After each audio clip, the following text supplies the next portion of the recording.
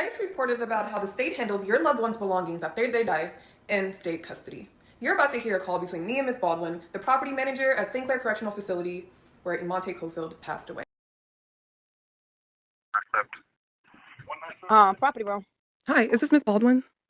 It is. Unfortunately, Cofield did not have anything but state issued stuff. He did not have anything in his cell. Like no letters, nothing? No, ma'am. No, ma'am. Mm. For my records as next of kin, is there any way I could get a written inventory or confirmation form signed by the officer responsible for his property? I just needed stating that there's no personal belongings that were in his possession at the time of his passing. Yes, ma'am. I don't know how I can get it to you because I don't know if that was. You could email it to me.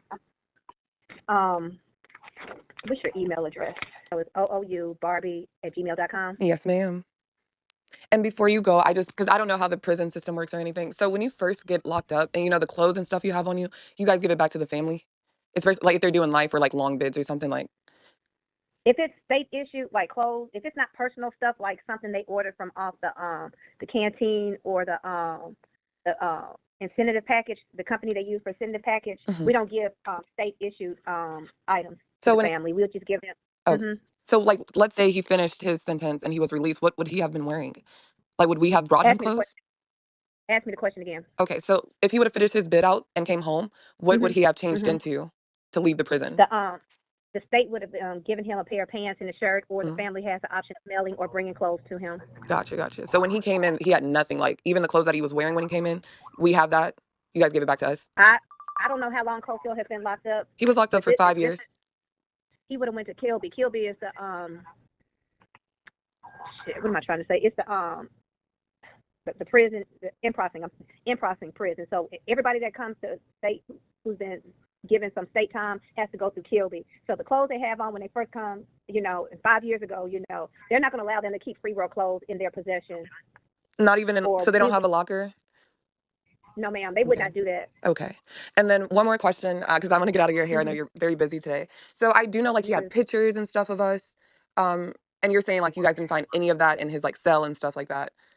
No, ma'am. Okay. The officer, I wasn't here when the incident happened. When I returned, there was no property in my office in regards to Cofield. So I called the unit that he was assigned to and asked the officer, did he have any property? And he said the only property he had was state issued. Okay. Do you know that any mail? If he had any mail, pictures, anything like that, they would have bagged it and put it in my office. Do you know the name of that officer that cleaned his cell out? Are you able to give me his name? I can't remember who I talked to. It may have been Officer Payne, Miss Payne. I think that's who I may have talked to. I'm not for sure. Okay. What kind of cell was he in? Like, was he in lockup? Because I know in certain cells you can't have anything at all. Like, you know what I mean? It was considered a population. It was considered a population block. He was in the program. So were they like able to have stuff in there, or like they weren't? That's the type of lockup you can't have. Like, They were? They were. Oh, okay. Yes, Okay, ma'am. cool. So yeah, were you able to email that? I just want to confirm I have it before we hang up, because I know you're going to be busy. I have to go through my supervisor and ask if that is something I can do. Okay. That's not something that's ever been asked. Who is your supervisor? My supervisor is Captain Howard. In this call, you'll hear Miss Baldwin, the property manager, paid to keep track of the inmate's property, not know where my brother's belongings were at the time of death. It's almost like this happens often. Like it's normal. And then in the call, I learned that since the last time I spoke with my brother, he was moved out of segregation into a program in open population where he later was killed. This matters because when asking about his things, the answers don't make sense. Now, you heard me ask her a basic question, and that was where his intake clothes were inventoried. Not what inmates are allowed to have or where he was transferred 5 years ago. My brother was killed on Saturday, October 4th, 2025.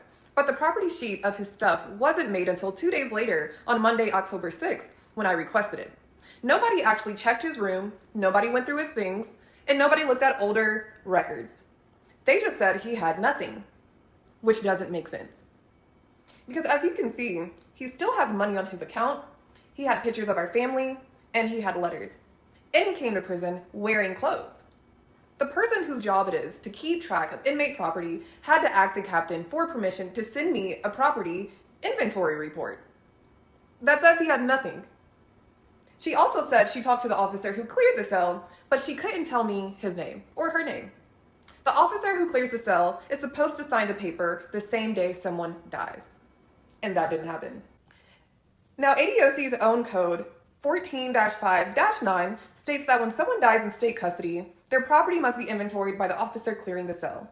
Not guessed 2 days later, no delays, and no assumptions. That didn't happen here. Are the rules optional now? So this is the question.